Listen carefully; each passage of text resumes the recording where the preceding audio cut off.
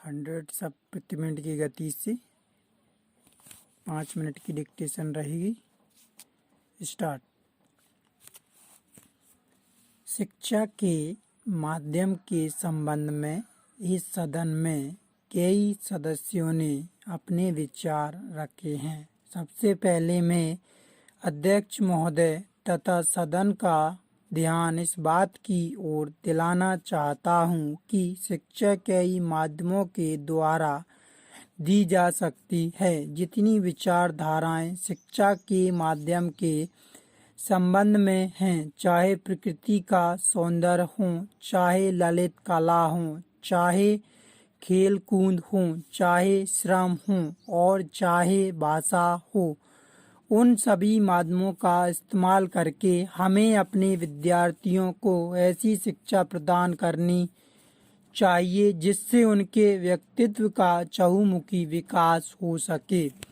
इन सब माध्यमों में भाषा का भी एक अपना महत्व है, लेकिन अफसोस है कि आजकल हम भाषा को ही शिक्षा का माध्यम बनाकर चलें, जिसका नतीजा यह हुआ कि केवल किताबी शिक्षा ही हम अपने बच्चों को दे पाए और केवल किताबी शिक्षा से न उनके व्यक्तित्व का ही संपूर्ण विकास हो पाता है और न हम अपनी शिक्षा को ही अच्छे स्तर पर ले जा सकते हैं। इसलिए मैं निवेदन करना चाहता हूँ कि भाषा के अलावा अन्य जितने माध्यम शिक्षा के हैं, उन सब माध्यमों को हमारी शिक्षा प्रणाली में उचित स्थान दिया जाना चाहिए। जहाँ तक भाषा का प्रश्न है, दुनिया के सारे शिक्षा शास्त्री और हमारे कमीशन में भी जो शिक्षा शास्त्री थे, उनकी भी यही राय थी कि शिक्षा का माध्यम अगर कोई भाषा हो सकती है तो वह मातृभाषा ही हो सकती है।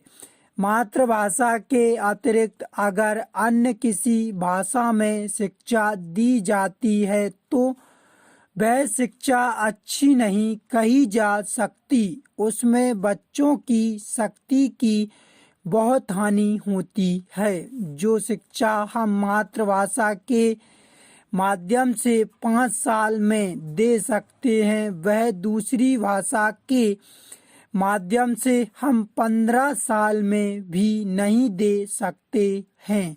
यदि वह बच्चे की मातृभाषा नहीं है तो उस भाषा में शिक्षा प्राप्त करने के लिए बच्चे को बहुत अधिक अतिरिक्त मेहनत करनी पड़ेगी तथा अधिक मेहनत से शिक्षा प्राप्त कर सकता है। इसलिए आज जो लोग कहते हैं कि शिक्षा माध्यम अंग्रेजी रखा जाए, वह देश की शिक्षा के बहुत बड़े दुश्मन हैं, क्योंकि मातृभाषा को छोड़कर अगर अंग्रेजी में शिक्षा दी जाती है तो शिक्षा का कभी भी विकास नहीं हो सकता। यदि हम चाहते हैं कि देश के करोड़ों बच्चों को देश के कोने कोने में शिक्षा दी जाए तो केवल मातृभाषा को शिक्षा का माध्यम बनाना होगा। हमारे दक्षिण के कुछ भाई हिंदी से नाराज हैं,